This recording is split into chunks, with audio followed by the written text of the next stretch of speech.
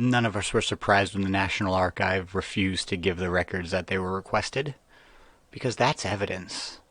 And if you haven't heard, basically since the first of this month, that has been their cheer. No evidence. No evidence. It's actually circumstantial evidence, because they haven't pinned them on them directly. They're not even being honest about that. Why are they saying no evidence? Because they want you to believe that there's no foundation. And fortunately enough for everyone who either just doesn't watch the news and has a happier life for it, although they're probably miserable at their work or whatever they're watching on TV, it is the simple fact that our government has really gotten us to hate each other, and specifically hate MAGA people. And through that vehement rage, you can really get people to ignore a lot of information. There is so much evidence of Joe Biden helping his son, knowing about what his son does, actively getting people fired while using the threat of holding government funds of $1 billion. These are all true things with videos that happened.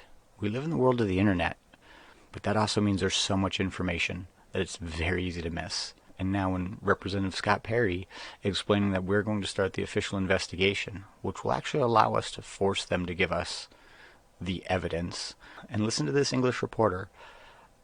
I don't know if she's a plant, or maybe she's just a positive progressive that really thinks Trump is evil and has nothing but great intent. But what I think matters most is Scott Perry really addresses the issue point by point. And they concede. It's pretty clear. So let's jump into it. All right, last question. Yes, ma'am. Can I just ask, what actual evidence do you have as opposed to allegations to show to the American public that would merit an actual impeachment inquiry of Joe Biden and prove that today isn't just about some of you... Oh, I don't know. McCarthy for the sake of enacting political revenge. This isn't about political revenge. We have the bank accounts. We can see, ma'am, you can see that the homes that the Bidens own can't be afforded on a congressional or Senate salary. You also understand that it's not normal for family members to receive millions of dollars from overseas interests. Those things aren't normal. That's not normal to have 20 shell companies. These things are not normal, and it alludes to not only just widespread corruption, but money laundering, if not influence peddling itself. And we also have the president, the vice president at the time, on record saying that the prosecutor was fired. Well, son of a bitch, the prosecutor was fired, right?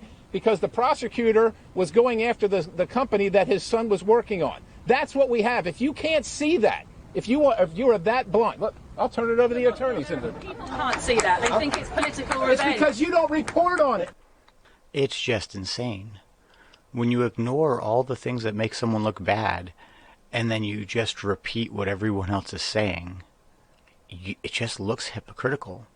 It feels apocryphal. They're caving in on themselves, and they're eating themselves. We are going to find out whether our president is honest or dishonest. That is the only important thing. We can't be lied to as the American people. Since the CIA and the FBI were created, they have systematically held more information from us and have outright lied to us to achieve their goals. Not America's goals, not American people's goals, to achieve their goals. And as far as we can tell, it seems to be the military-industrial complex, corporate media, and the entire Democratic Party owned by large banks and investment funds. I hope you learned something. I'm Tristan with Radically Rational Radio. Like, comment, subscribe.